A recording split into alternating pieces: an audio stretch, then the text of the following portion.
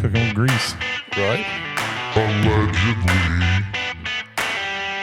Welcome to Just an Average Fantasy Football Podcast. Oh, timing's all off.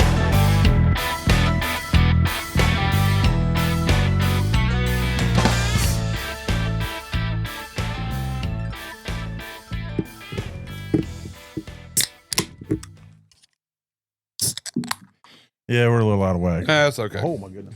Oh, there it is. About shot beer everywhere. All right. Welcome into Just an Average Fantasy Football Podcast. I'm your host, Daniel Hayes, with Matt Baker. That's me. Larry, the bus driver, Cowan. Yo, what up? You can find us at avgffpod.com, and from there you can go follow us at Facebook Marketplace. Yeah. You can definitely find us on Facebook Marketplace if you're really looking. Facebook, YouTube. You can also find us on Spotify, on Apple, just about anywhere else you get a podcast. Go look us up. All right. Well, we're going to do a rookie mock draft, probably just 2 rounds, depending on the length. We might touch the third. We'll see how it goes. We're going to do it based off of a super flex 3 wide receiver format. And but before we get into that, let's get into some news.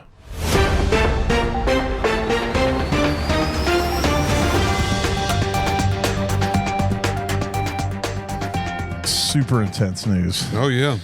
Definitely calls for David Njoku goes to the Chargers with a 1-year, $8 million. And I just want to say to all of the Rondé Gatson fans out there, I don't know. I kind of feel good about it. I don't. I do. I Not like for it. this season. I don't. I'm fine with it, really, honestly. I think it's better. I mean, they'll run some two tight end. How is Njoku stealing targets better for a Rondé Better Gatson? for Herbert, maybe. I don't know that Njoku's going to come in and steal a whole lot of targets, though. I mean, That's what he does. He's not a blocking tight end. Well, look at his career though. Go look at his records. Like pull up his stats and everything, and look at his one fantasy relevant year he's had, and the super hype he's gotten since that 1 year, and he's kind of fallen off. He's the Cooper Kupp of tight ends. He's legitimately. I don't discount that. I still think I don't know that it's better. I think what you're really saying is that long term in this season, you don't think it's really going to over affect. I can't imagine a place that's better that he's there, but you're just saying you don't think it's going to affect. No, I don't think it's going to hurt Gadsden except everyone's perception of his value. I don't think it's really going to hurt him on the field. I think so. Maybe it's easier to get Gadsden. I think it's going to be a lot cheaper to get Gadsden right now, and the thing, and I think he's going to be, if not the same, then better at the end of the year. If that makes sense. If you're going to spend on a tight end in that league, you can wait and grab Gadsden, and it's going to be either the same production or better, in my opinion. What do you think, Bus? I think we got to look at what the Rams are doing, right? Yeah.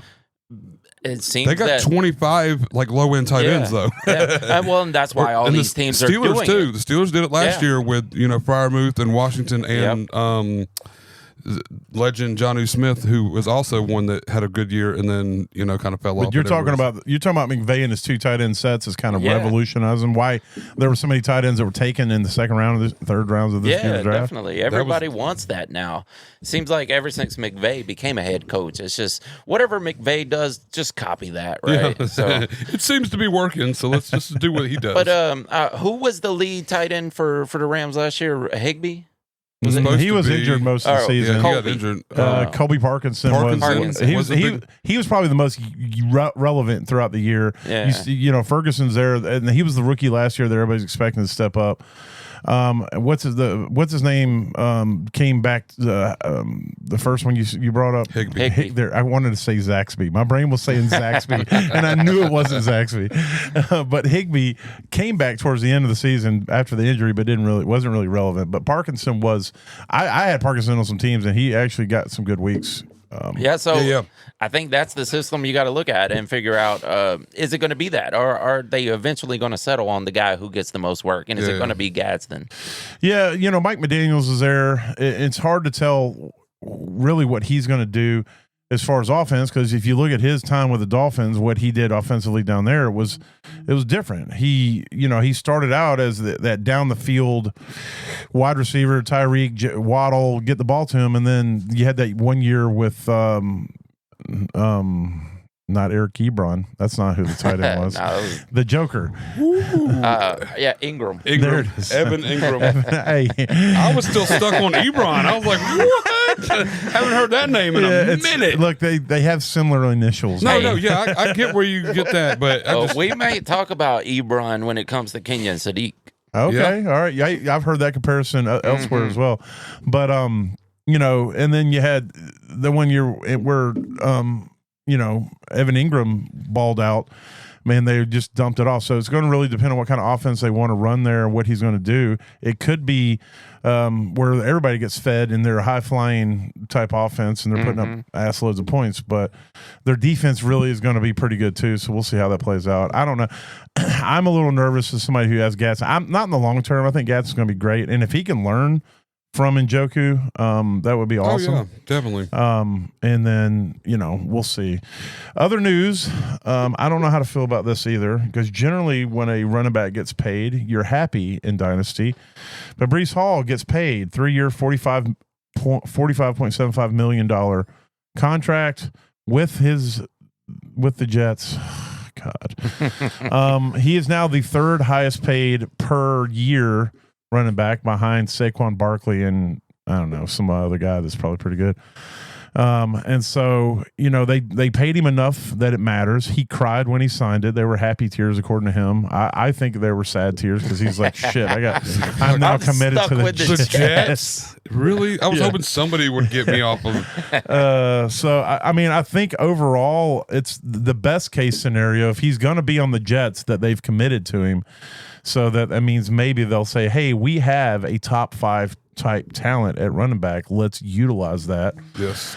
That's ideal, and that's what it should be. But it's the Jets. That's exactly right. And that's the most concerning part of it is that it's the Jets. Mm-hmm. Because if you look at their team on paper, outside of quarterback, obviously, which there are reports too that Russell Wilson is trying to decide between going to the Jets or going to TV. Yeah. So, it could just give God, you bad. Please go to the Jets. God, please go to the Jets. You'd rather have him over Geno? At least I won't have to see him every week. Oh, on TV? Yeah. I don't know if I can deal with the high knees and stuff on TV. Him I trying to put sell up us with the so much Danger of- Witch. But and so I don't know. If you look at the Jets on paper, they have talent. They've got talent at least with Garrett Wilson. They have young talent with Mason Taylor and with Breece, who's still fairly young, and Garrett, offensively. And then on defense, they've been a very good defense for a long time. They have very good. Sauce isn't there anymore, obviously, but they still have pretty good defensive players. So it's like if they weren't the Jets, they would be looked at as a team that could potentially make some noise. But everybody's like I made that mistake last year thinking they were going to do something. I won't make that mistake again. But I just hope that Breece has some fantasy viability this year that's in accordance with at least most of his talents. Yeah. I think he will. I don't think it's going to be anything spectacular. I'm not Are you betting saying on top 15?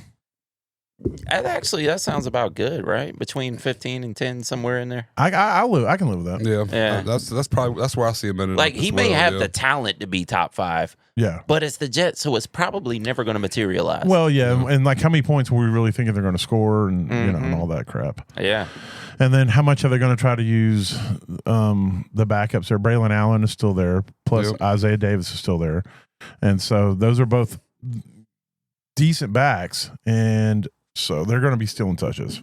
Mm-hmm. So, all right, Jacoby Brissett still absent, but there's talks going on. So there was some rumors that Aaron Rodgers was thinking about going to Arizona. I think that was just a leaked story to get Brissett to the bargaining table. Well, you know what it was? Mark Schlereth actually mentioned that on his podcast, and I guess Aaron heard that and went to the beach wearing a Cardinals sweatshirt. So now they're like, it's true. Oh, God. Aaron Rodgers turning into a troll is absolutely. Just crazy. And speaking of Aaron Rodgers, he is talking to the Steelers, so I do expect him to come back one more season for the Steelers. I think that was in his plan all along.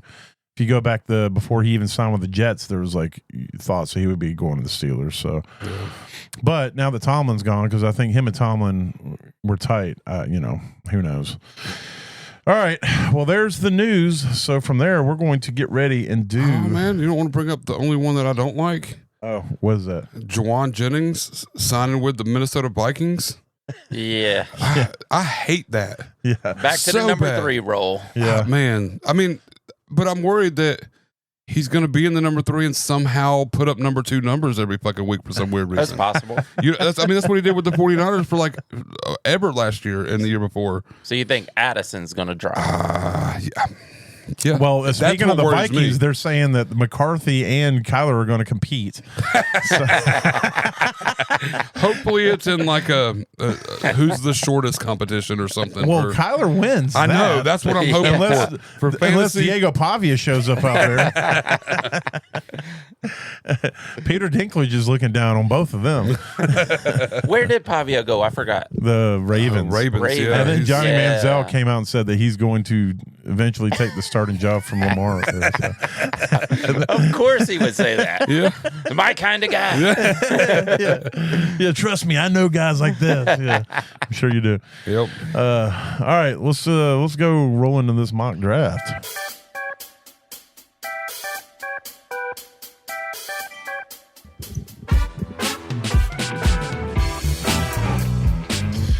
Oh yeah, play the bass. All right, I went ahead and kicked off the draft while the music was playing. Before I tell you what the first 2 picks are, I'll keep you in suspense, but I'll tell you where we are picking from. I'm picking from the 3. Baker is picking from the 4. And Larry is picking from the 7. He forgot my name. No, I was gonna. I didn't forget your name. I was trying to remember because there's no 7 next to it. And I was trying to remember what number that was supposed to be. It's a good thing you got multiple names. He can only forget one at a time. So you'll get called Buzz sometimes. You'll get Larry other times. Yeah, and if it'll be Smokey Ramirez. Yeah. And then Angry Goodell for if we get too deep into it and he gets really lost, he'll just look at his screen. I'll just look at my screen and go, and call it Angry Goodell. Yeah. For that reason, I have so many names. All right. So, yeah, I'm picking 3. Baker's picking 4, and what's his face is picking 7. It's what's his lips. What's his lips is picking 7. So I went ahead and kicked it off. Of course, the computer went with the first 2 picks off the board: Jeremiah Love and Fernando Mendoza. God damn it!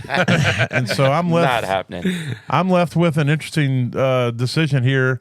You know, you got Carnell Tate, who I think is probably. Tyson was my best receiver pre-draft, but it's hard now because I think Tate is. I really think he's in a good spot, being the number 1, where Tyson's going to have to compete for targets.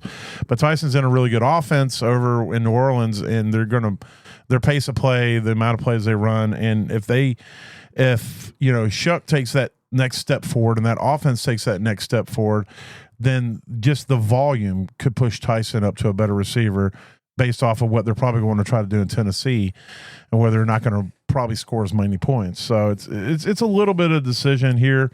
I've taken Tate everywhere else that I've had this option, so I'm going to go different here, and I'm going to take Jordan Tyson off the board there at the 3 hole, which leads Baker. You are now picking 4. I know what you want to do, but I'm going to let you tell everybody because I feel like I know what you're going to do. Well, I mean, I've went a couple different ways. I've actually, crazily enough, I've had the 3 overall in 2 drafts so far this year, and I went a little deep on one just because of my team needs. You no. Oh no, I did. I don't get to go deep very often, and when I I know. do, I've take spoke the with your chance. wife. Well, I take the chances when I can. I had a team that was like in shambles for running back, and I grabbed Price at this point right here, and I kind of like the landing spot for him there.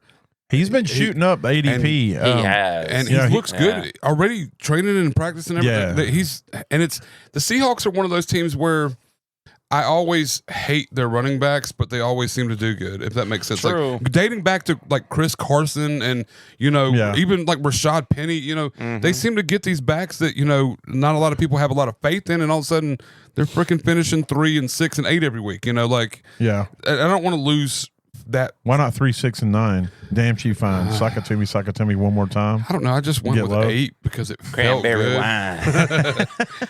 wine. But also too, my other draft where I had the 3, I took Lemon in this spot, like just because I like Philadelphia, and I really do think they're going to get rid of AJ Brown. Yeah. And he could easily be good, but Tate's never been left for me. And I haven't taken him. Well, if Price was, or if Tyson was there, would you take Lemon over Tyson? I would personally. I probably would. I'd probably take him. So I'm the odd man out with Tyson. Well, of the three of us. Not me. I think that while I love Devonta Smith, I don't know that he can be the one, but I think Lemon can come in and take over the one spot. Where I don't know that Tyson's going to come in and take over the one from Olave. I don't either. I just makes think sense. that the volume there with that offense will help. It could definitely pick but up. Yeah. I think that Bus's bias towards New Orleans probably keeps him from taking Price. That's probably true. that is very or true. from taking Tyson. Yeah. Tyson, I mean. Well, and he played at Colorado under Sanders, Yeah. which I don't know. Like, I feel like that offense, I can't really say it's kind of gimmicky, but something just abnormally props up the players. Well, it produced a rookie Pro Bowl quarterback last year, sir. By proxy. I don't know who Proxy is, but Well, she put him in there. Just know that. But yeah, so I can't pass up on Tate because, like you said, I do feel like Tate's in a perfect place to be the guy and do a lot of this, and it's more secure at this juncture today than I think Lemon is. If they came out right now and said AJ Brown was just traded to the Patriots or whatever, then I'd probably hit Lemon. But I'm going to take. Well, my other problem with Lemon is when he does his press conference and does that weird thing with his head. So. I like weird people too. It makes for an interesting life. I think he was trying to do the Amon-Ra St. Brown. 100% is what he's trying to do. Yeah. So you go Cardinal Tate, and then of course Mekhi Lemon goes immediately, and then Of course. Jadarian Price. Like we Price. said, it started the draft season. He was being drafted into the first, beginning of the second, and out of need, like you talked about, the fact that there's a very weak running back class, and whatnot. He has creeped up boards where he's averaging around pick 5 or 6 now. Well, and all the talk too of Charbonnet probably not being ready full force by week 1 and everything. So I mean that could lead him to being the guy. Yeah, and absolutely. All it takes is 2 good games, and all of a sudden Charbonnet's delegated to what he was. It's not like Charbonnet ever was like lighting up the exactly. field. So I mean, so he could easily be the top guy there and still finish 11, 12, 15, somewhere in that top area for a running back. So. Well, you're on the clock here, Bus. You're looking at Concepcion, Sadiq, Cooper are your top 3. Tell me what you're thinking here. Well, it really depends on if this team is tight end needy or not, which I personally don't have a lot of faith in Kenyon Sadiq. Yeah. Like, okay. I We mentioned Eric Ebron earlier. Is that your comp? Yeah, I mean, look, O.J. Howard is another one. Yeah. Well, Oh yeah. That's It another has one worked out in the past, like Vernon Davis. And you can say what you want about Kyle Pitts, but these athletic freaks. Who's our white boy that went to Miami and ended up north? I want to say Durham Smythe, but not Durham Smythe. No, the other one. Yeah, the one that can't block. Yeah. Like Gesicki. Gasecki. Yeah, the one that Guys can't like- block. He can catch, but he can't block. Dulcich and Yeah. Gesicki, Yeah, I'm that's convinced true. they're the same guy. Yeah, too. they are too. Have you ever seen them in the same place? Nope. Exactly. I've not paid attention enough. But yeah, if I was really tight end needy, I would be looking at Sadiq just for the off chance that one of these athletic freaks that actually works out in the NFL. But it's almost rare at this point. Yeah, I mean, it based is off of the comps that you were given to him, it's crazy because you talked about Ebron and you talked about OJ Howard and based off of his production profile, he has the worst production profile of a first round tight end since those two. And we know how they turned out. OJ Howard never had a year. At least Ebron had a year. True. And with Lions, I think it was was that Stafford's With last year? Stafford, yeah. And then so it's definitely an uphill battle. You just got to hope because he's an athletic absolute freak that they figure out how to use him. But again, we're talking about the Jets. Exactly. And that's another thing, too, another like problem. targets, And they have Mason Taylor. Yeah, exactly. Who will probably be the lead role at least at the beginning of the season. I think it's going to take some time for Sadiq to develop. Yeah. I am actually going with the Texas A&M product in KC Concepcion. I like the name. Yeah. It's a cool great, name. right? It's a really cool name. Reminds me of Dave Concepcion, who used to play baseball for the Dodgers. It almost sounds like Recepcion. Yeah, exactly. Yeah. It sounds like if Adam Sandler put him in the Hanukkah song. You got Concepcion, get in Recepcion. I don't know. That was the best I got. It worked. Well, that was he's a Cleveland player, so that's a little scary too, being on that team. But I do like Concepcion. I love his route running for this mid to end of the round receiver. He's probably the best of that next tier after Mekhi Lemon, I think, in my opinion.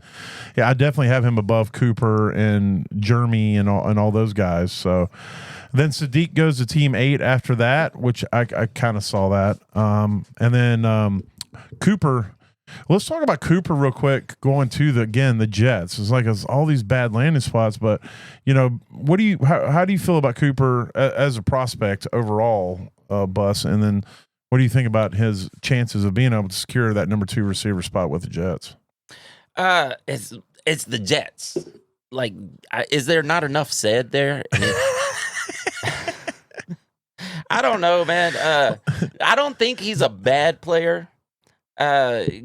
But also that's the one season wonder team. Now we've seen this work out with LSU.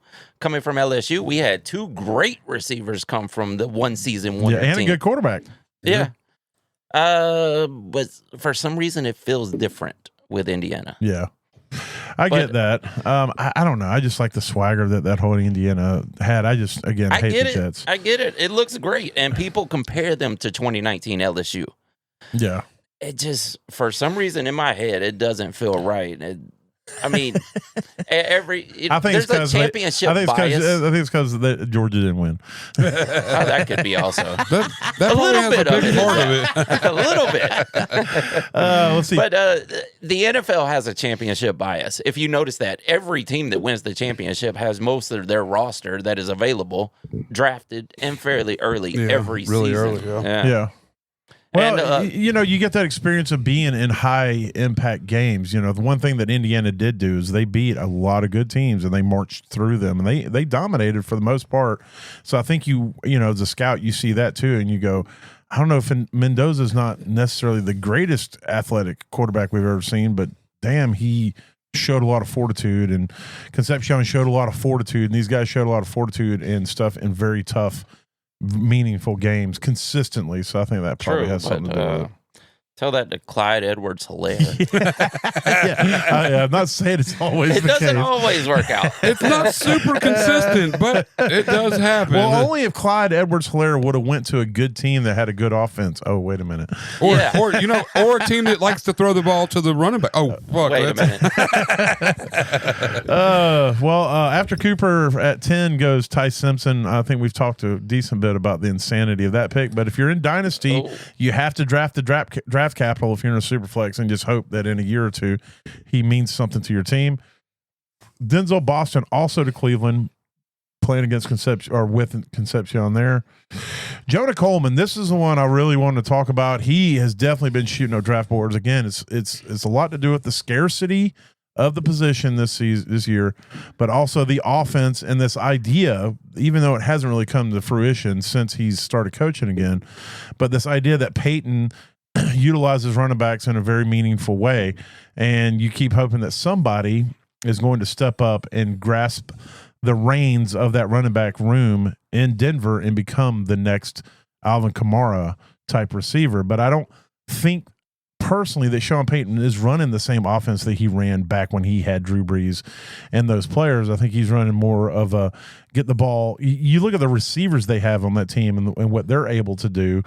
It seems like that a lot of what they would get to these running backs in New Orleans in space, they're getting to receivers in space, and they're not really utilizing the receivers.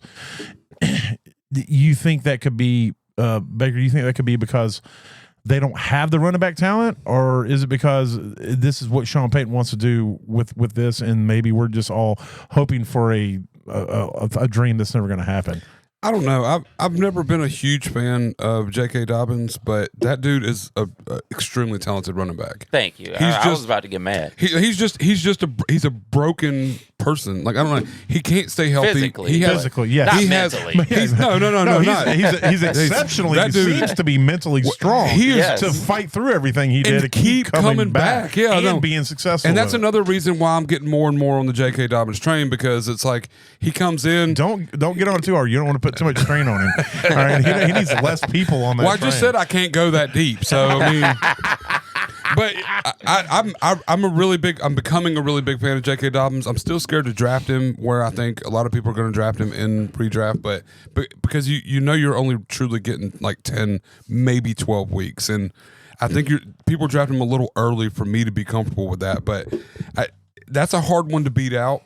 Yeah, even as a rookie. Well, and then, no, not necessarily, because you just got to wait till he gets hurt. Well, that's what I'm saying. But I mean, but if you hold out till week 10 or week 12 and then you get to start, by that time we're drafting the rookie and JK too early. If that makes sense, like that's true. It's hard to really justify, where you want to draft these guys, and then of course like about RJ Harvey, who I'm really not a fan of last year. Nah, like, it wasn't super impressive. I mean, RJ Harvey, you mean Justice Hill? Yeah, exactly. Like he had a couple good catches, he had a couple good runs. It was just it seemed more luck than it was like any kind of skill. If he had a just great was beard, open. he would just be the next Samaje Perine.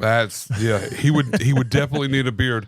So I mean, this guy's cool. My problem with this guy is his size. I mean, he's a shorter statute bowling guy, ball, and though. he's heavy. Like he's a big shorter guy, and they don't a big really short guy. I love that. I love that. It's perfect. Like He's a bowling ball. You remember Mike Tolbert, the fullback that the Panthers had for a while? I think he was LaDainian Tomlinson's fullback for a little while. That dude was a bowling ball. He was like 5'8", 240. This guy's 5'9", 228. Yeah. I mean, he's a shorter statue, bigger guy, and that's I try to jump that and like, hey, that's going to be good, but it ended up not working out really well long term. Right. And he's not going to beat out J.K. Dobbins in the beginning of it. RJ Harvey's probably still going to get shares somehow. Yeah. But Isn't McLaughlin or one of those guys still there? Probably. They don't like let any of those guys go away. They're like, look, we'll give you $50, just hang out in the backfield for a little while. I mean, it's crazy with what Denver does with that. Yeah. If they don't have the one guy that can do it all, they have three guys that do some, so. Now, to his credit, I will say that Jonah Coleman kind of reminds me of Cam Scatteraboo in a way. Well, yeah. So he's short and big. Yeah.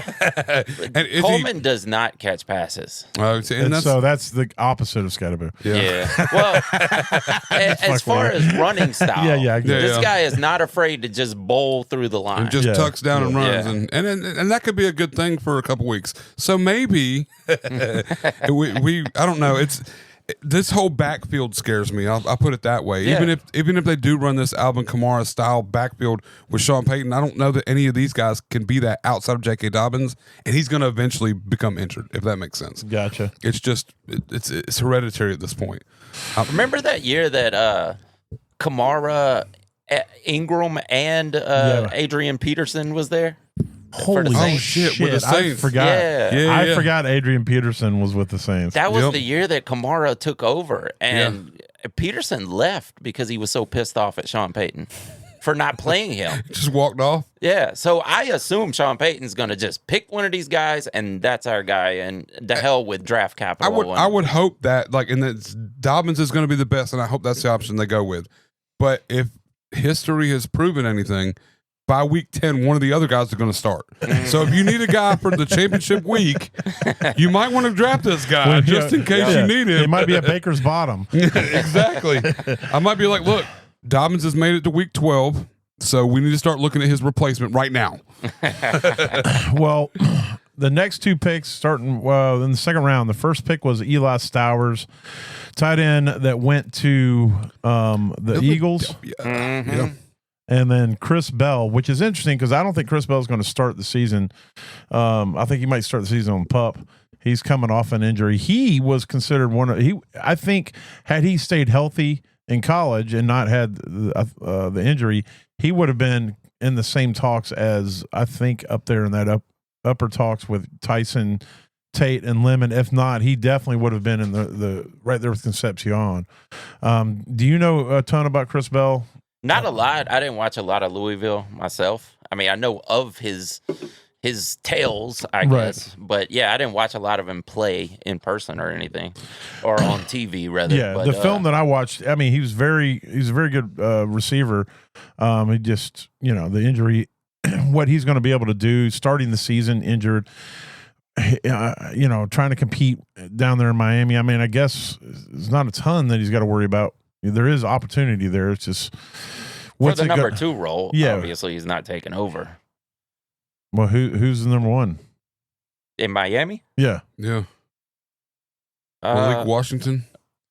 Yeah, because Waddle's in Denver. Yeah, and Tyreek's maybe retired. You're right. I haven't really thought about it. Yeah, that's what I'm saying. Yeah, there's Malik. You got Malik Washington. Pull up their depth chart, bro. Their depth chart.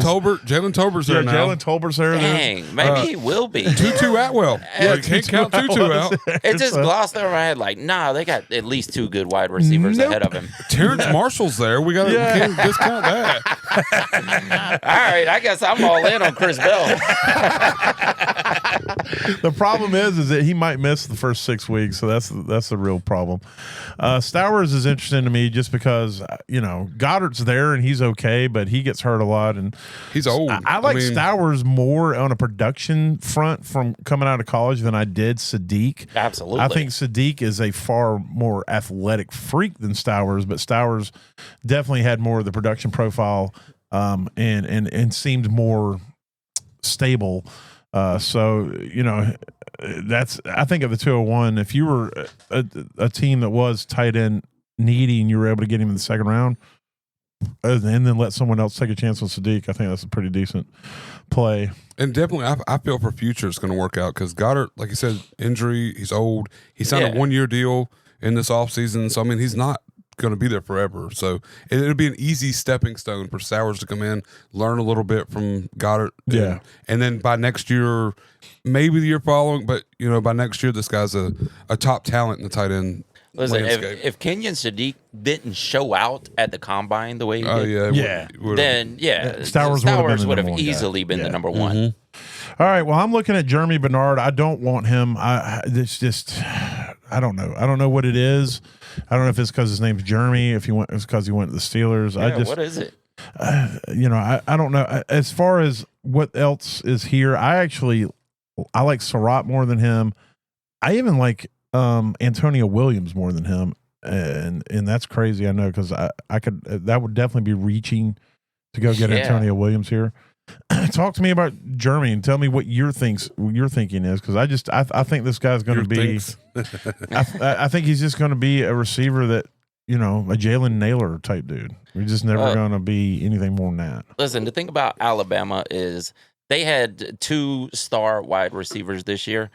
He was not supposed to be the number 1, but he was so much better than Ryan Williams that he took over the number 1 role from him. Ryan Williams is like a guy at Ohio State, that showed out as a rookie. Was it Jeremiah Smith? Yeah. Is it Jeremiah? Okay, but he was a top recruit out of high school. Yeah, exactly. But Jeremy transferred in and took right over that role. And coming from Ty Simpson, I actually think he did more than he should have because of the quarterback play. I saw him as a star, and he has developed.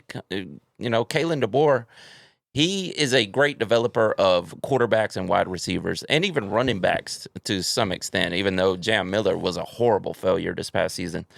I like Jeremy Bernard, and I think he's going to go into the NFL and at least be serviceable. I don't think he's going to fall off a cliff. I don't think he's going to be buried on a depth chart at any time. I think if you need a good wide receiver, this is your guy. Yeah. So you like him better than Surratt at Baltimore?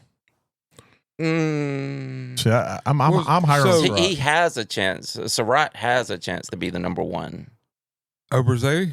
Yeah. Yeah, because Zay's not really a true number one receiver. Nah. Type. Yeah. He's just been the number one because That's the best thing Yeah, because they've- Rashad yeah. can't be the Yeah. number one. Yeah. yeah. So I'm probably He going to go wasn't Surratt drafted to be here. the number one. You Yeah. almost sold me on Jeremy. I feel better about him than I did before. Listen, I'll tell you what I'm not doing. Here's who I don't want. I don't want Singleton. I don't want a 5th round running back just because there's opportunity in Tennessee. I don't feel good about Singleton. I don't feel good about Johnson having to play behind Kenneth Walker in Kansas City. So I'm not going for either one of those guys. I like Chris Brazzell, but I don't think Carolina is a place that's going to, with Coker and stuff there, and their offense is not predicated on a ton of passing. Yep. So it's just not enough mouth to feed. So there's the pathway to Brazzell's success, I don't think is as clear or concise as Bernard, Surratt, or even Zachariah Branch. I'd be really worried about Brazzell. Small school guy, Yes. And Antonio Williams. See, those guys Yeah. all, I think, have a brighter future. So I actually was considering Zachariah Branch here, but I'm going to go Surratt here with the 3rd pick in the 2nd round, and now it is to Baker, who you have essentially all the same choices that I just had, minus without Surratt. Which cool thing was I wasn't even really looking at Surratt. So not that I don't like him, but I don't know this. We're always trying to chase where you get the best fantasy upside. Yeah, you're looking for so- opportunity, pathways, and offenses, and how many times what's the passing pie going to look like, and it's all that you're trying to calculate all that. I did that by. Oh, that was you. God damn, this thing was so slow. You selected your pick, Yeah. and you're talking, and I went back a screen, Yeah. and all of a sudden it took a pick, and I thought it took mine. Oh, your phone I thought finally I caught up to accidentally the draft, Yeah, I thought I accidentally drafted some insanity. which you have been but- known to do. No, no doubt at all. I guess I got. Then this Like- is that right there Yeah. is basically this year's This rookie year's draft. yeah. Yeah, we're 3 picks into the 2nd round, and it's like, I like Bernard. I don't care for where he ended up. DK Pittman, they just Yeah. signed Pittman. I mean, yeah. Yeah. there's a lot of competition. future and pick. It's It is going to be 100%, and the 2-3 passing year pie out. is not going to be great with Whoever's going to be Yeah, quarterback. yeah. Yeah. Singleton, I'm not a fan of Singleton, but I do think that he could probably get some touches this year, maybe next year, because I'm not a big fan of Pollard. He's had some good years, don't get me wrong, but shit. He was what? Where aging. did Pollard finish top 15 last year? Didn't he?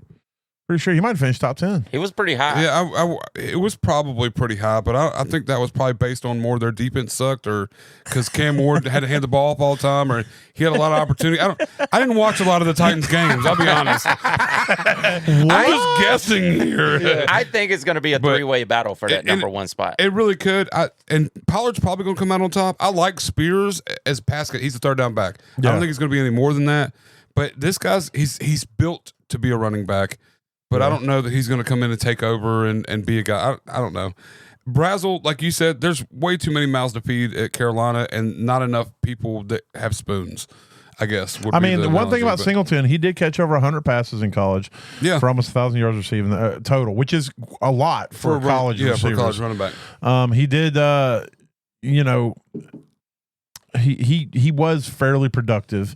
So I don't know. And like you said, he is built, 6 foot, 224 pounds. He's what I like to look for in a rookie running back personally, because it kind of fits. It could fit any of the role, and as long as he's athletic, you can kind of, it's not just this short guy is only going to carry the ball at the goal line. I just and hit all the this draft stuff. capital is what it boiled down And to. and that's another thing too. They didn't spend a lot on him, so what are they really going to utilize him? You see it all the time with these. Even if he has a good year, the year after that, if they have a decent pick and there's supposed to be better running backs next year, they'll just replace him. And all of a he sudden could he's have. done. He could be. Algier broke records and he got replaced. Exactly. So, that's the other thing. I mean, yeah, exactly. I mean, James Robinson was undrafted, had an amazing Great year, and then nobody heard of him again. Yeah, and Bucky. Nobody even knows Bucky's about him. was a late round pick, and at least it seems like Tampa's still trying to ride with him. But And I hope so. It's still early to really say. We don't know. The NFL does some fickle shit sometimes, but I'm reaching a little fickle bit. shit. That's a good band name. Sorry. That would be a cool band name.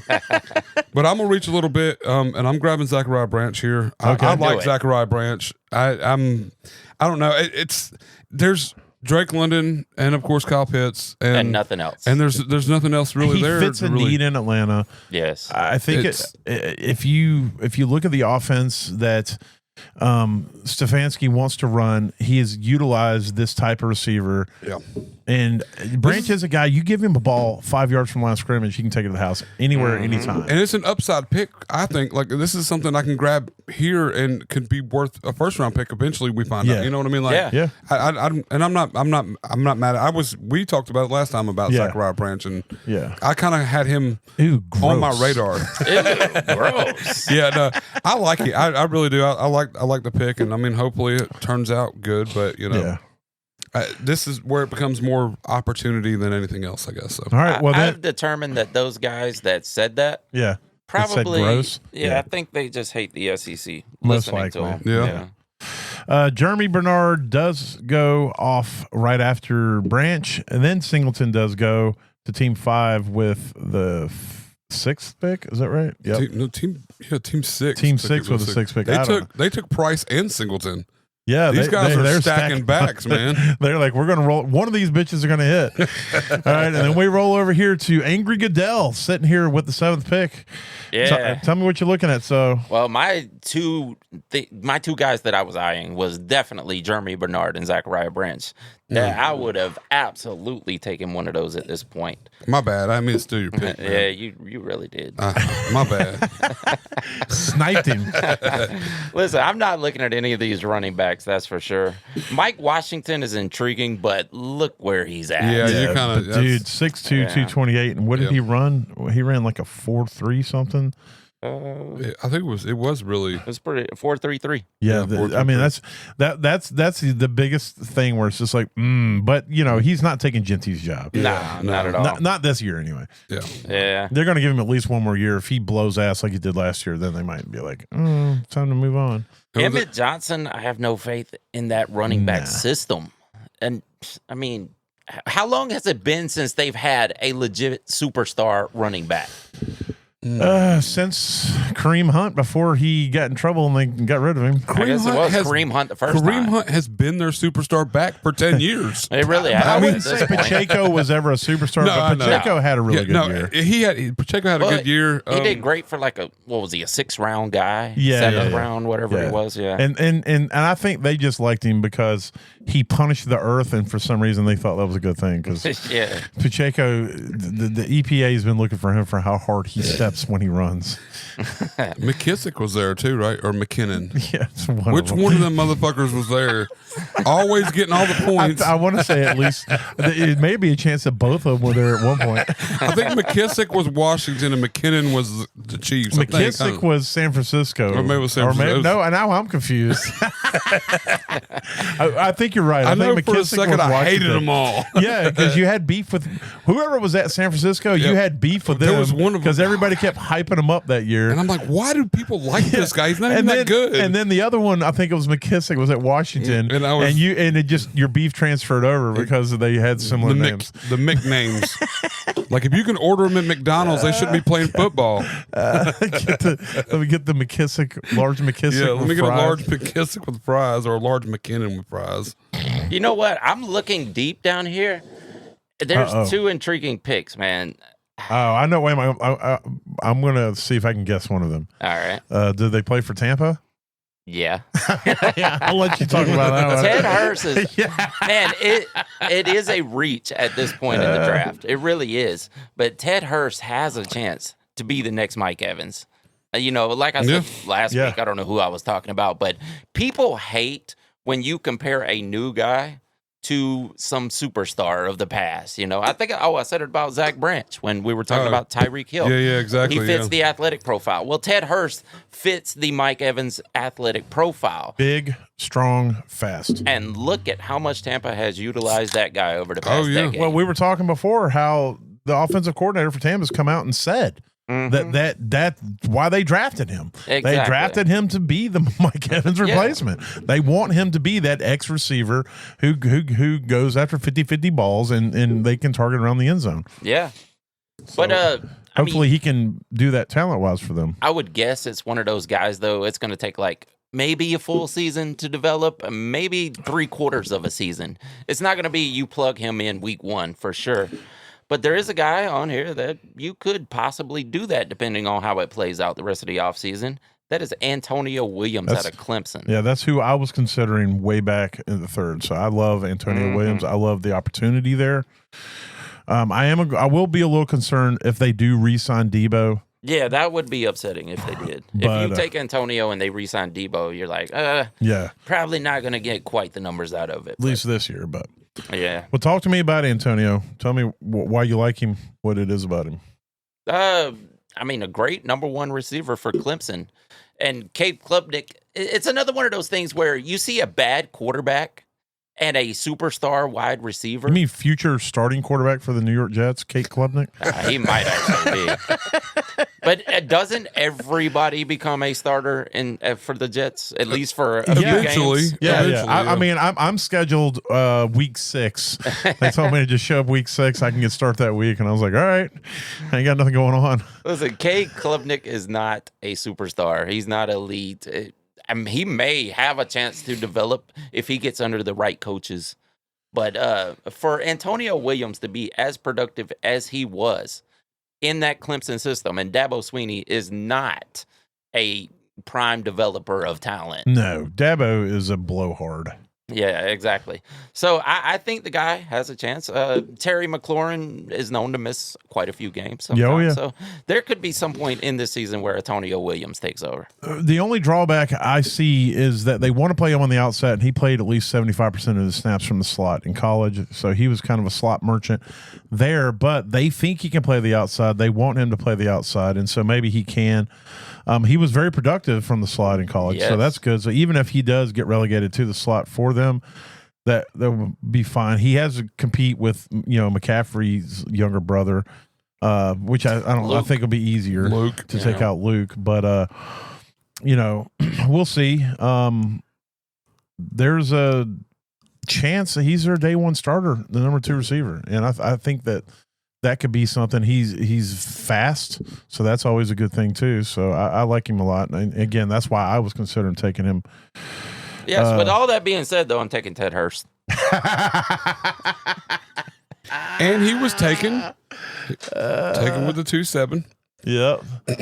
So you went. Let's see. I didn't realize. Just tell him the thing screaming. Tell me it's my pick in the 3rd. So you went Ted Hurst. Mm-hmm. Chris Brazzell went after that. So team 8 was like, yeah, we want Sadiq and Brazzell. They are drafting some dart throws. Yeah.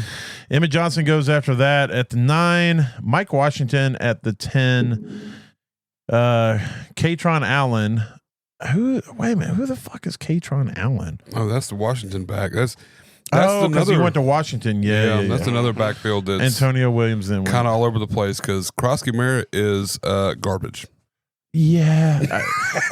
Katron Allen, he's another one that scares me just because he's such a late round pick, but he could have viability this year. That's another one too that I don't know that they really know who their back's going to be. No. And there's some options maybe, I don't know. Yeah.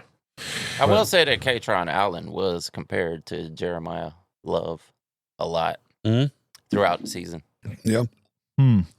Not that he's going to live 5'11", up to it or 219. anything. Yeah, 5'11", 219. He's a little, but Malachi Fields little, goes with but- the 301. I like Malachi Fields too a lot, and there's an opportunity there with the Giants to get that. With Wandell gone, there's really no solidified number 2 receiver there. You project likely to come in and probably get those number 2 receiver numbers, but he's a tight end, so you don't really know who's going to play the outside opposite neighbors. Malachi Fields has an opportunity to do that, whether he can take it or not. This is a guy, and then the 302 is somebody I've been taking late in rookie drafts just because it's Pittsburgh. I don't really like Drew Aller's tape. I didn't see a ton on there that made it pop. I don't like his name. I don't even know if I'm pronouncing it right. Drew Aller. Aller. Hell, I just met her. Yeah, I know. That's, but I don't know. I can't draft an Aller. I don't know. I can't do it. I wouldn't because But, he's not going to be the number 2. I don't think he can beat out Will Howard. Oh wow. Yeah. I mean, his passes were kind of garbage can. His accuracy is definitely something left. It is kind of crazy though that they were nemesis in college. Drew Aller going to Penn State and Will Howard over at Ohio State. Oh wow. They were definitely rivals, and now they have to play on the same team. They got to compete But now they're against each still other. rivals. Oh, Well, they are rivals. technically, Yeah, yeah. exactly. So I'm sitting here at 3. We will go ahead and through the third round. We'll just run through this real quick because there's not a ton. Carson Beck, even though I hate his face, he's intriguing just because he's an Arizona quarterback, and I think he's going to be a complete failure in the NFL. I want to say something though. Before the end of last season, we were talking about what's going to happen with the Cardinals. Yeah. I actually said their starting quarterback is going to be Carson Beck on this show.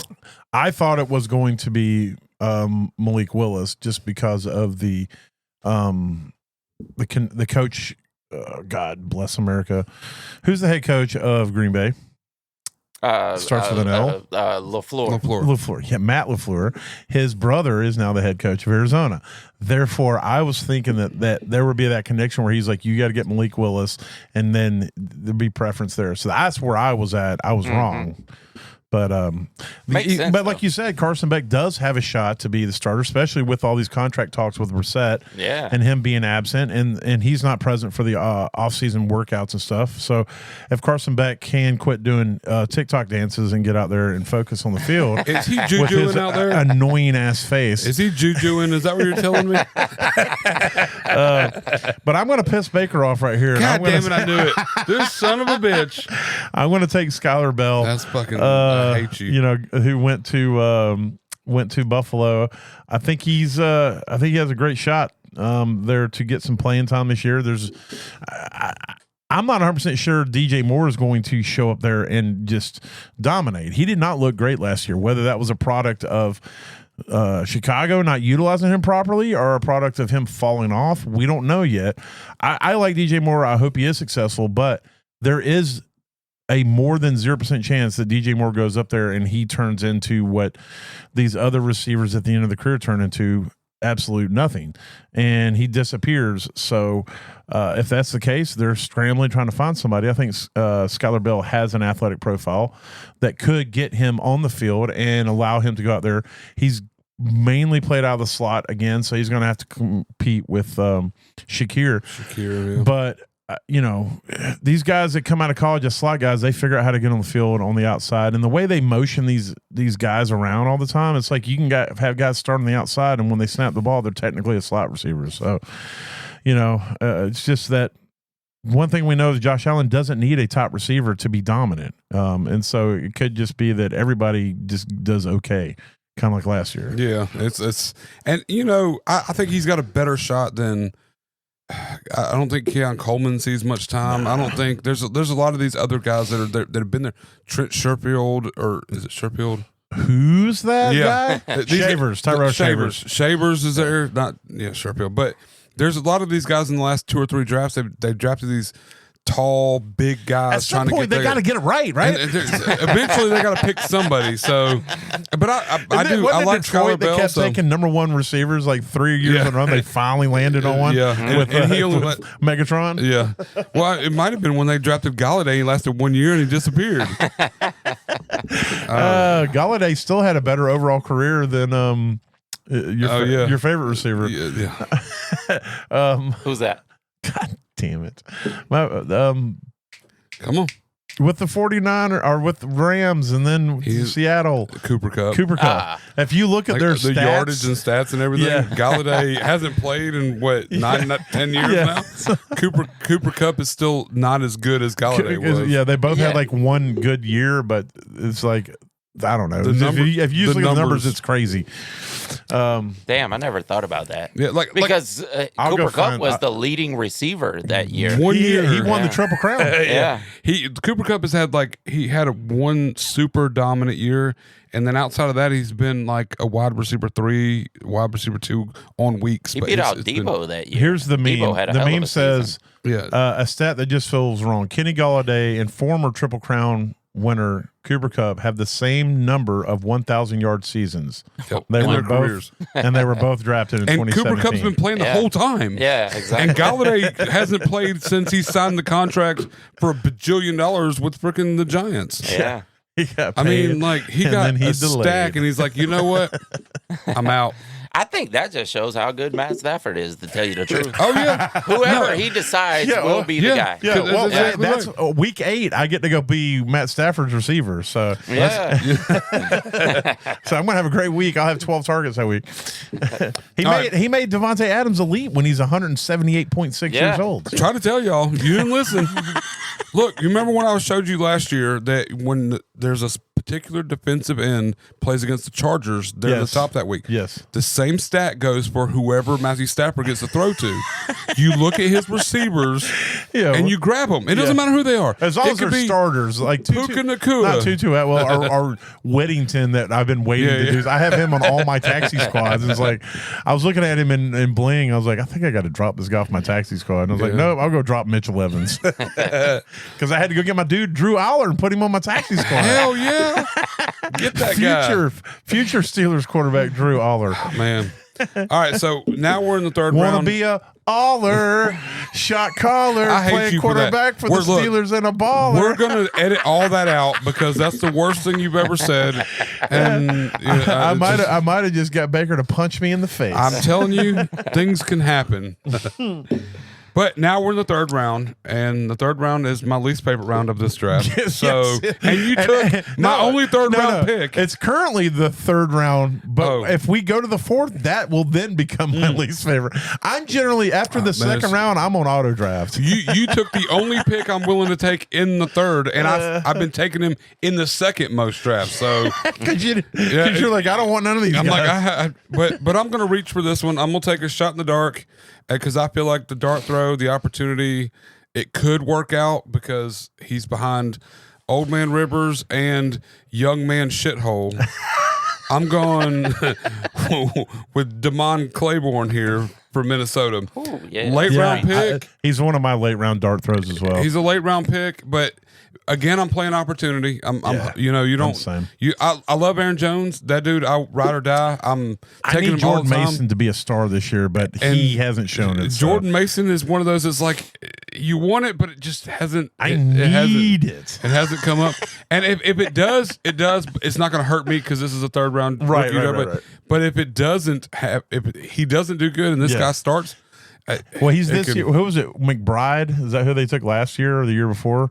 That when the other bad threat where everybody's like, this McBride guy could get in there. He never got a field. So we got another shot to try to get with Claiborne. Eventually, one of the darts got to stick, right? Yeah, hopefully. You got to throw one. If you throw enough, at least one of them will stick. So I'm going with Claiborne right here, and just because I'm not willing to risk a lot of the rest of them, so. All right. Well, my draft. There it goes. So you hit Claiborne. Carson Beck goes after that at team 5. Jacoby Lane. All right. Now you got to dig deep. We're going to see what you can do. Oh my God. Yeah, this is abysmal at this point. Right? Hey Siri, what does abysmal mean? Listen, let me say something about Garrett Nussmeier real quick though. This guy was an absolute superstar in the making. Yeah. He was going to be the number 1 overall pick this season, except he got a cyst on his spine and couldn't play after week 8 or 9, whatever it was. fell apart. But dude, going into the season, he was compared to Brett Favre. He was compared to Aaron Rodgers. He was compared to Joe Burrow. Oh God! Finally, a quarterback that's not on the Packers. That would have been so great if he did go to the Packers. But just names off. It's like, He was compared to Brett Starr. He was compared to holy shit. Bart Starr. Or Bart Starr, Yeah. but yeah, like I was just that would have been even more hilarious if There's one more. It's like a scrambling quarterback. I He's can't only remember- got- he's only what was got- the- what was that other Packers great? The scrambling one that ran around. I don't know. I thought that was the only 3 quarterbacks they've ever had. Yeah. Was Bart Starr. Hell, that goes Brett back Favre. to the leather helmet era. Shit. Like Bart Starr, Brett Favre, Aaron Rodgers. I'm like, yep, he's Jordan the Love. Green Bay. Yeah, Yeah. and Jordan Love now, yeah. He's been compared to. That's what I was like, yeah. Yeah, the guy is such a superstar, such a gunslinger. You could compare him to George Stafford. Whitney Calhoun. I'm sorry. Yeah. Curly Lambeau. Curly Lambeau. That's who they named the field after. That's what I'm saying. They've been comparing this guy to all the Packers quarterbacks. Lynn Dickey. He looks just like him out there. Who can forget Lynn Dickey? Oh, But yeah. God. So he had a cyst on his spine. So like, did it take him out of the game, or did Yes. it just slow Oh, yeah. his He production? missed Or multiple Yeah. games. okay, I don't keep up with college. Sorry, I'm trying to. Well, so the start of the season, he was projected to be the Heisman winner. He was projected to be the first overall pick. Like, this guy was just a superstar in the making. But Yeah. that took him out. He was having a bad season before then because of the pain that he was already Dealing having. with, yeah. So, he's he not. played He's through not it. a Matthew Stafford. Then they didn't compare him to him, he but he'd would've still be kept out there playing. Yeah. He'd rolled out there in a wheelchair and just, hey. That's how Stafford does it, and throws 10,000 yards every season. Yep. So Nussmeier's not quite Stafford, I I mean, guess. I will say if Nussmeier went to a better situation, he would Yeah. definitely have been way higher. Yeah. That's And the Kansas problem. City hurts. Yeah. I mean, these 10-year contracts, you're like, when is he ever going to see the field? Well, but you know, to play devil's advocate, I mean, Patrick Mahomes did get hurt at the end of the last season. Now he's making a recovery, but we finally saw some human Well, out of him. You Like, know, he's got to figure out how to make the roster above Fields. oh, that's true. He's got to beat out Justin Fields. Man, never mind. I'm sorry I spoke. I don't. And then his type of injury, I guess you could call it an injury. It's a disease or whatever the hell you want to call it. Like, Yeah. that issue is like, we don't know if he's ever going to recover. So that ends up dropping him to Another the last question round. mark. Yeah, you're really thinking about it. Yeah. But if he ever does and he gets a chance to be the starter, I think that will be a superstar eventually. But He comes back off of it, and he comes back to what he's already shown he can do. He can easily. Yeah, I get that. That'd be nice. I mean, I wouldn't take him right here just because you could get him in the last round. You might could get him off of free agency After in the your draft's done, yeah, if you need to. league.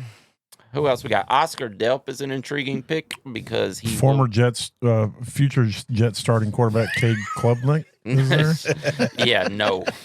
You said former already. That dude, he's not even. He's already. They all become former at some point.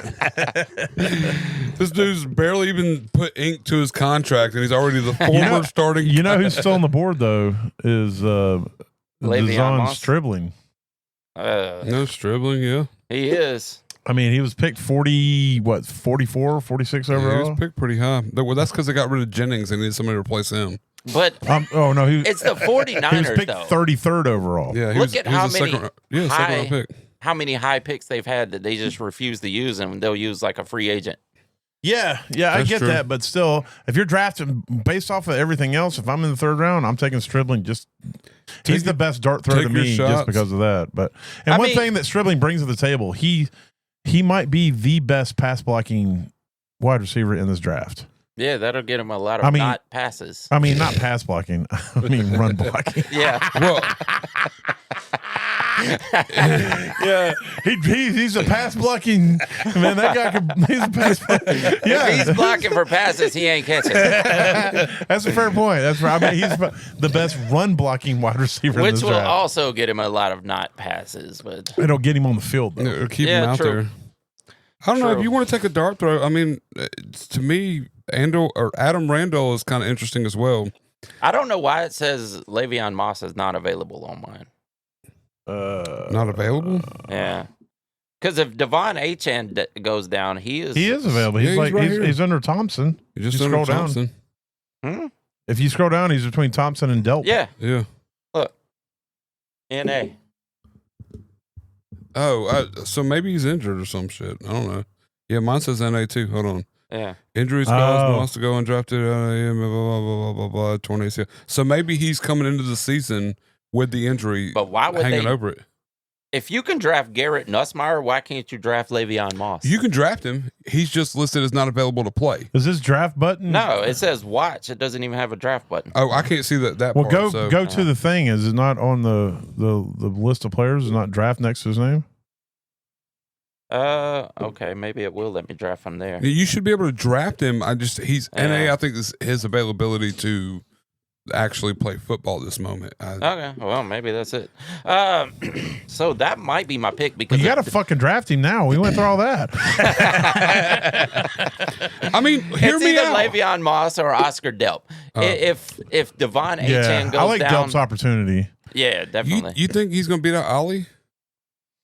Yeah, Yeah, Ollie Gordon yeah, for Miami. yeah. Oh, okay. Why wouldn't he?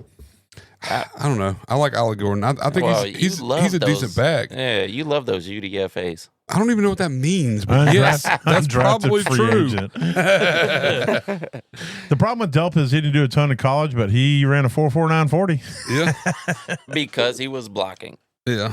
He's a great pass blocker. It means he's not going to get a ton of passes. He was compared to Brock Bowers, though. He was supposed to be the next Brock Bowers, but the game plan didn't quite go that way. Is he a Georgia guy? Yes. Ah, Yeah. now it all makes sense. It all makes He's a great player. sense. I'm actually He's taking. like Big O then. Yeah. Howard O. No. Didn't they call what's his name that plays with the Steelers now? That was a Georgia tight end, the huge tight end. Washington. Yeah. Yeah, because his number 0 in college. I thought they called him Big O. I don't recall anybody calling him that. No, all Maybe right. somebody did. Well, that's what I fucking called him. Daniel called him that all the time. Yeah. Maybe they did. But wasn't his number 0? Pretty sure his number was 0 in college. Dude, I do not remember. Maybe it was. I don't recall. I didn't wait. Is there any? Yeah. There are zeros in college. Yeah, I don't remember if he wore 0 or not. I'll tell you in a second. Yeah, Go ahead and make definitely. your pick. So you're drafting who here? I'm taking Le'Veon Moss. Okay. All right. Tell us about Le'Veon Moss. Well, like I said, if Devon Achane goes down, he's slotted in as the number 2. And maybe it'll be Ollie Gordon at the very first of the season, taking that number 2 spot. But eventually, I think Le'Veon Moss is going to take over. And if Devon Achane does get an injury, and win. Yeah, it really is win. He doesn't win. He doesn't miss the whole season, but he's going to miss 4 or 5 games. Yeah. And by the way, his Washington's number was 0 in college. So. Oh, okay. I couldn't remember that, but Well, what running back in the NFL doesn't have an injury at some that's a point? fair Derrick point. He's missed games before. I don't want to say any more names because I don't want him to get hurt. Very, very, very. Well, that's all we're going to do on this draft. As far as we're not going to do. You don't it want for to the pick up fourth round. Jam Miller No. after I just bashed him. Stripling did go But- at the 401, and Delp did go at the 402. But if you grab Adam Randall, if Derrick Henry does get an injury, you have their next back. There you go. Just saying. Well, let's real quick. Do you, Bus, have, before we shut it all down, do you have a deep dive, somebody to look at in the last rounds of your rookie drafts, a guy that you just want to throw on your benches Yes, pick? absolutely. All right, give me 1 or 2 deep dive picks. Eli Heidenreich. I don't even know what you just said. Y'all said are not Eli wrestling Heidenreich. fans. No. Oh, So y'all don't remember Heidenreich. no. He- I mean, Baker used to be a wrestling fan. I used to back. Well, Yeah, this was in the mid 2000s. His Yeah, Baker's so- mom was hardcore back in she the day. still is. She Oh, watches every one of them to date right now. No one loves wrestling more than grandmas. My mom has seen every wrestling match since it started. back. I'm not like she was telling me stories about her dad taking her to wrestling matches before it was televised because they didn't have TVs. Yeah. So I mean, it was That's like the way it was back in the day. that's what I'm saying. Because they didn't have TVs. Yeah, she's telling me stories about how they would travel hundreds of thousands of miles to go watch wrestling. Hundreds of thousands. Well, I'm talking about all the trip combined. They would go to Antarctica. Well, Fuck are you traveling? half the time Goddamn they drive to the place and have to Russia? drive back because they forgot their money or something. I don't know. Siberia? I don't know the stories. You know how grandmas do? They lie. I don't know. both ways in the snow barefoot. Swim across- Hundreds of thousands of miles. Swim across the Bering Strait. You know, they get there though. Oh God. But Eli Heidenreich, he was drafted day 3. It was either the 6th or 7th round. I don't remember, but he is a guy that the What is city, he? What position does he play? running back. Okay. for Pittsburgh. Yeah, he's out of Army, I believe. Is it Army or Navy? Where did he? Navy. Just a guy that the city is absolutely nuts for. They really want to see this guy, and as we know in Pittsburgh, it's not Tomlin anymore, but they do tend to give the fans what they want. Oh, yeah. That's why James Conner was there first, because he came right out of Pittsburgh, and the fans just demanded it, and he eventually got the spot. Kenny Pickett too. They went after Yeah, him you because he go. played for Yeah. Yeah, so I think eventually he's going to get a spot to start. 6 foot 206. I mean, He was actually really good in college. So. well, and they I mean, have he him- went to a triple option school, so there's that. Yeah. Supposedly, he's listed on their actual depth chart as wide receiver / running back. So Yeah, there's a good Oh, yeah, opportunity he's- on either yeah. side of this. So he played that's both. it's intriguing. I mean, it's triple option, so then that's why. yeah. But Well, he's really good. I'll give one. Marlon Klein, tight end, went to the Texans. He's not somebody I think you're going to get a lot out of this year, but he is a developmental prospect that I think could potentially find some touches and whatnot at tight end for the Texans. There is a need there, kind of, sort of. You get Schultz there. Cade Stover really hasn't shown much to step up and be anything special. So I like Klein a little bit with that, and we're talking late round. Like the odds are they're not going to make it. But if you're just looking for somebody throwing a taxi squad and say, hey, maybe in a couple seasons this guy does it, and so whatnot. Baker, do you have a late round? You just want to throw a name against Wall, see if it sticks? I was not told I needed to find some Baker's bottoms this early, but Nope, I did not. This is cold right I here. can play. I could play a little bit I of know. this. I've been grabbing Deion Burks in a lot of drafts. That's a good pick. It's a decent fit. I'm not sold on Alec Pierce being the main I'm guy. not either. Yeah. They're paying this dude to be $1 million, and he's Alec half Pierce that, has so- not shown me. I mean, last year he had a good year, but he has not shown me he's a true number one receiver. And this he's a little smaller than I typically like, but I mean, there's so much opportunity. If they can get Daniel Jones back out there half what he was last year, Yeah. he's going to throw the ball around, and I think it could be an equal Will opportunity. Levis season, so- baby. It was Yeah. crazy. He fell to Oh, wait the a minute. last round. Will Levis doesn't play for the No, he Colts. doesn't. But and you know what? You I need to didn't even clip catch that. that. I hope you clip the Will Levis season, baby. We need to have that as a soundbite because you've never said that before. And I'll never I've say it drank again. mayonnaise in my coffee You did. because I said it once. I said it out of jest, And it didn't for the work. wrong team. But this guy's. I mean, there's a lot of open opportunity with this. He was drafted late, but he was projected as high as the 2nd round. and he ran Yeah. a 4.3 flat at the combine. He's super athletic. Lame. I ran a 4.2 flat. That's because you fell flat, and they had to drag you the rest of the way. That so was the 6 feet dash. Yes. Yeah, I ran 4.2. he went. It took him 4 seconds to fall 6 feet forward, and he's 6'3". 6'4", sir. Shh, you're shrinking. Well, But that's the only in more ways than one. I've been grabbing him a lot and a lot of late. People aren't going after him. I don't know why, but I think this. Who's he play for? He's with the Colts. That's right, because you hope Daniel That's Jones where can Alec be Pierce half as is. what he Yeah, used and to. Daniel Jones. Yeah, Alec Pierce. I'm catching up And, to the you whole know, conversation now. And Josh Downs is there, and he's kind of there. But I mean, this guy can come in as a 3 and work his way into the 2-3. pretty easily. I Gotcha. think, so. I'll tell you There's not this a lot though, of- I'm excited about Josh Downs. Yeah, I am too. he could definitely I am too. show up. I've been trying to get him in trades, and the problem is that there are other people who are also excited. That's true about Josh too. Downs. Yeah. Yeah. Which leads me into what next week's going to be. Next week, I'm going to give you guys a heads up. What I'd like to do next week is we can talk about some trade for and some trade away guys in our estimation. We'll each come up with our own one or two guys that we think you should be trading for, and a couple of guys you need to get the fuck away from. And so, if y'all want to think about that throughout the week, and we'll hit on that. Outside of that, y'all got anything before we close this bad boy down? Yeah, don't sleep on Kalen Black, also running back for San Francisco, because right now he's projected to be the number 2 behind Christian McCaffrey. Yes. Yeah. So keep an eye on that. That's always a valuable position to have. So, like I say, if anything we say or do helps you get to that average place in your leagues, that means we did our job, because when you finish average, you don't finish last. So we hope y'all have a good one, and we will talk to you on the flip side. Later. Deuces. Holla. Welcome to. Hold up. I thought I nailed that shit too. I thought I nailed it. Hold on. Here You we go. did.